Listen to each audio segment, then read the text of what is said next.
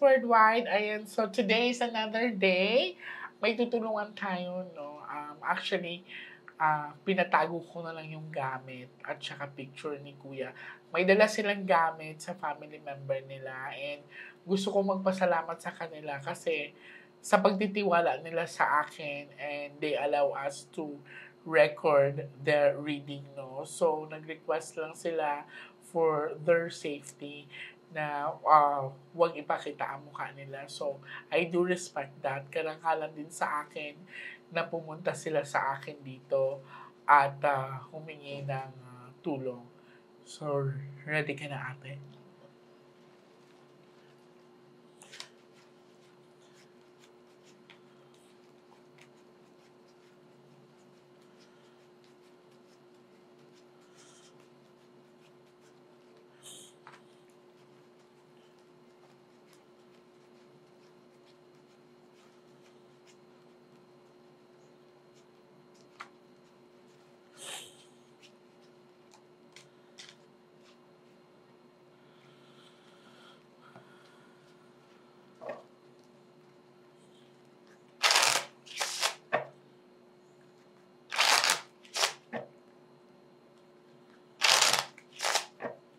Ready ka na?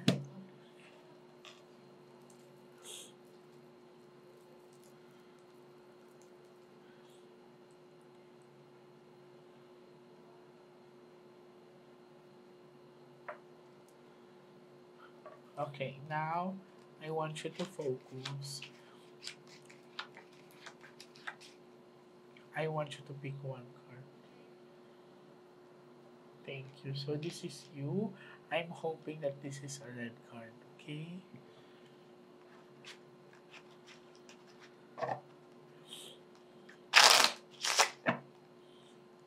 Cut the cards into three.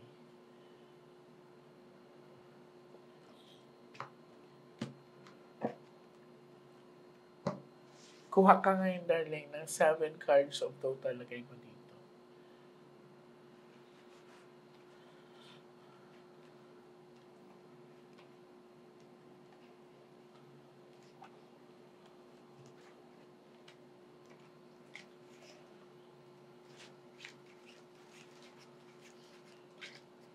So, ikaw ito.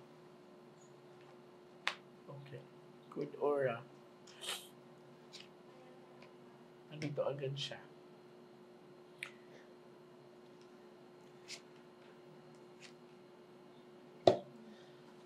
Mahal ka talaga ng asawa mo. Mabait yung asawa mo, ate. Tignan mo, ha? Ang katabi niya ay puso. Okay? Ang katabi niya ay puso. We shuffle it together. Mabait yung tatay. Iniisip niya kayo. Siguro, mas ninanais niya na ayaw ipakita ang pangyayari sa inyo. I mean, ayaw niya kayo masaktan ng lubos. Kita mo naman. Sa pinakita sa akin ng una mga baraha, ay si Kuya ay nagpalabas agad o nagpahiwatig ng pagmamahal niya sa pamilya niya. Okay, this is at peace. Sa nakikita ko sa mga baraha, mabait yung asawa mo, ate. Napakasimple lang.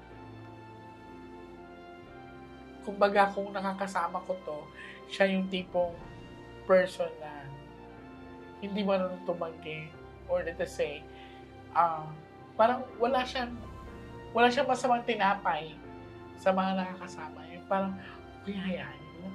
Okay lang yun. So, ganun ang personality niya. So, mabait na tatay ang ama mo. 2 hearts love. So, mapapansin mo dyan, puro puso yan. Pero aalamin ko ngayon kung bakit at ano nangyari sa kanya. Sa first set of the cards lang, ay nagpahiwatig agad siya ng pagmamahal sa inyo. Okay? Naintindihan mo na siya.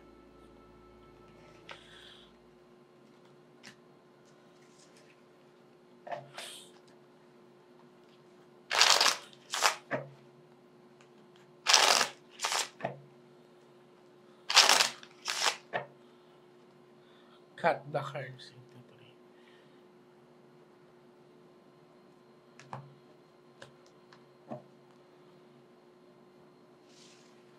Kuha ka darling ng 9 cards of total, lagay mo dito.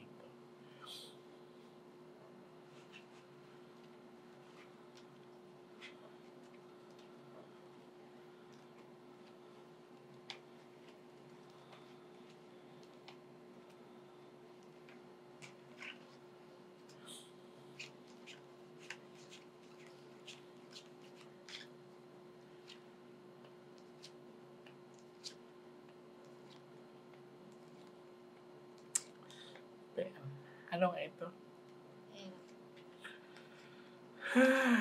Okay, ikaw to, di ba? Okay, sa pinakita sa akin sa second set of the cards, nandito si Kuya.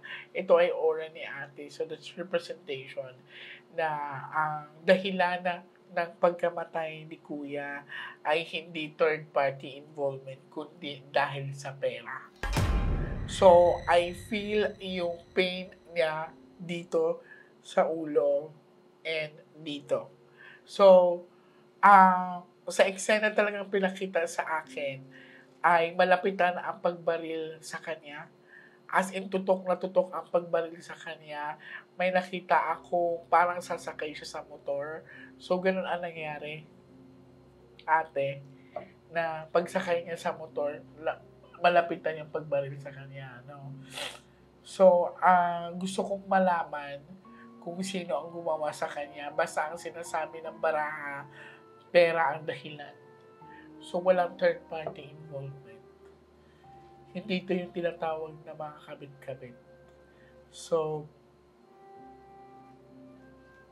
nakakapanghinayang lang kasi may mga tao dito sa mundo na hindi marunong lumaban ng patas.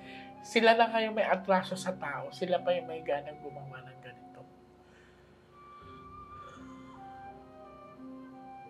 Hindi po maganda ang pinakita sa akin.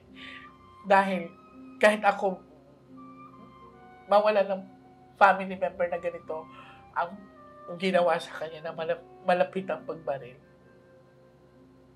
Sobra naman na. Ang masobra pa is yung sila na yung may atraso. Sila pa yung may lakas ng loob na gumawa ng hindi maganda. Okay. Naka na sa last 12. So, malinaw ang pinakita ng mga baraha. Malapitan po ang pagbaril sa kanya. Nakakalungkot isipin.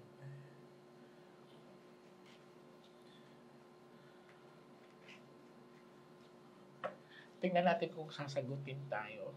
Pag magdalawa ang king, ibig sabihin nandyan lang. Baka kapitbahay niya lang.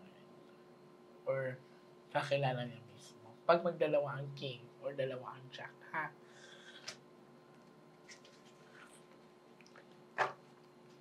Remember, you are the one who picks the card, okay?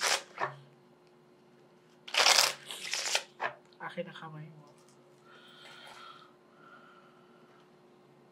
Mag-focus ka, baby, ha?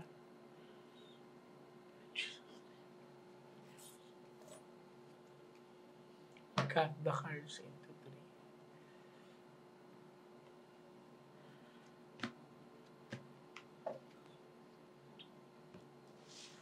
Kuha ka ng last 12 cards of total.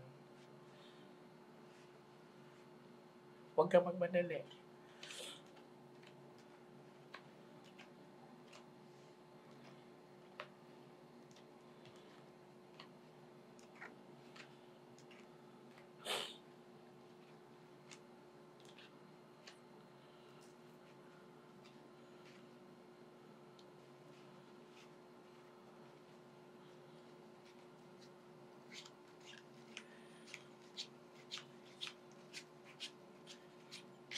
At saka sa pinakita din sa akin, ang pagbaril kay Kuya ay hindi kinalaman sa mga sugal-sugal or mga bisyo.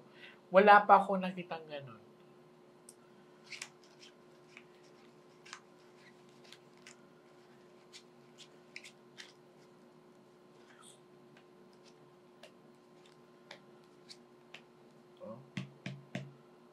ate, consistent. Ito po ang dahilan.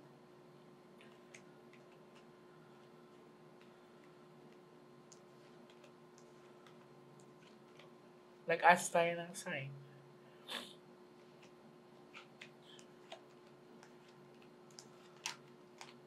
Ayaw niyo sabihin.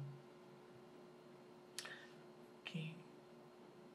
So, sa pinakita sa akin ay Ace of Diamond at saka Ace of Heart. Ang diamond is big amount of money. So, may pagkakautang talaga sa kanya malaki din.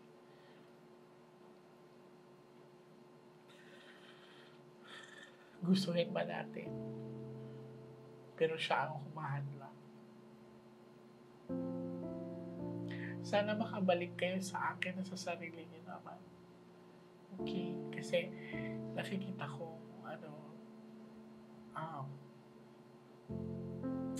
hindi naman ganun kadali mag-move on, ate. Pero gusto kong makita ang future mo na kasama yung mga anak mo. Patuloy ang buhay. Okay, lakasan yun lang yung loob niyo. Uulitin ko, tayo po ay nagpaalam. Tayo po ay hindi pinayagan. Okay? Ayan. So, maraming salamat sa inyo sa pagtitiwala niyo sa akin. Sana magkita tayo sa susunod na hindi ganito ang sitwasyon. Okay? Thank you. Daan lang kayo ng simbahan, magsindi lang kayo ng puting kandila para sa kanya. Ha? Anong nararamdaman mo ngayon, ate, na wala kang kwento?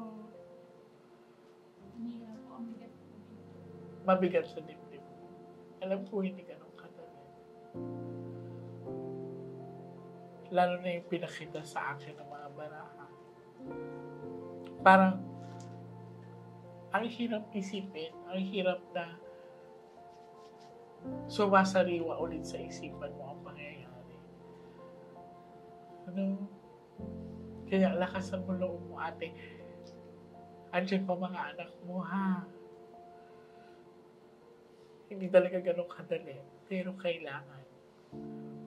Hindi po kaya pwedeng, sa papakaya niya lang na si Ate Cheryl, alam na ngayon yung loob. Kaya niyang patawirin. Hindi natin pwedeng gawin yun ngayon. Pwede tayo mag-schedule ng isang pang-araw. Gusto mo ba O Ate baka Cheryl? nga ayaw. Nasa sa kanya, oo. Baka alam na ngayon O yung kasi, loob mo. nung una, hindi ka rin niya pinayagan. Pangalawa, Di ba alam niya? Di ba tsaka natatakot ka rin ka mo, baka kaya di siya pumapayag. Baka, sige, isa na lang, last na lang. last na lang, next week. Tuesday or Friday. Ha? Pag-isipan niyo mabuti, tita, ha? Kasi hindi ganun kadali ang gagawin natin. Na saksihan niyo ang kakayahan ko na pinakita sa akin. Nag-match doon sa CCTV. Pag-isipan mo na, baka i-blood. O kailangan walang sakit sa puso, kasi pananagot ako Pag kayo. ako na lang pag di Ikaw. Pag-isipan nyo kasi parang feeling ko mas malakas loob mo. Basta pag-isipan nyo mabuti. Magkita tayo next week. Okay? Maraming salamat po, Edgar.